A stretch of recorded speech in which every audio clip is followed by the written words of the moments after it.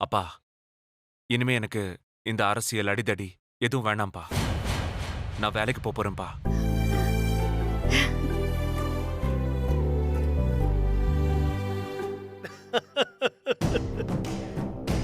ஆ, sir என்ன வேலைக்கு போக போறீங்க? கலெக்டர் வேலைக்கா இல்ல டாக்டர் வேலைக்கா? என் வேலை நீ ஸ்கூல் பக்கமே போகாதோண்டா. நீ படிச்ச படிப்புக்கு இந்த ஊர்ல கூலி வேலையை தவிர வேற எந்த வேலையுமே கிடைக்காது. உனக்கு ஏன்டா இப்படி ஒரு எண்ணம்? வர்ற வேலு, சக்தி சொல்றதெல்லாம் கேட்டுக்கிட்டு லூசு மாதிரி எதையாவது யோசிச்சுக்கிட்டு இருக்காது. ஒழுங்கா நான் சொல்ற வேலையெல்லாம் பார்த்துக்கிட்டு இருந்தா பிற்காலத்துல தலைவர்கிட்ட சொல்லி கட்சியில உனக்கு ஒரு பொறுப்பு வாங்கி கொடுப்பேன். அதை விட்டுட்டு வேலைக்கு போற, வெங்காயம் வெட்ட போறேன்னு காமெடி பண்ணிக்கிட்டு இருக்காத. பாபா, நான் சொல்ற வேலைய ஒழுங்கா பண்ணு. என்ன மன்னிச்சிருங்கப்பா. எனக்கு வேற எந்த வேலைனாலும் கொடுங்க.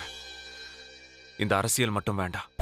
யாரு நான் சொல்றதை எதிர்த்து பேசுற அளவுக்கு வந்துட்டீங்களோ? நீங்க தானே அன்னைக்கு சொன்னீங்க, நான் சக்திக்கு வாங்கி கொடுத்த ஒவ்வொரு பொருளும் உங்க உழைப்புல நீங்க சம்பாதிச்சதுன்னு.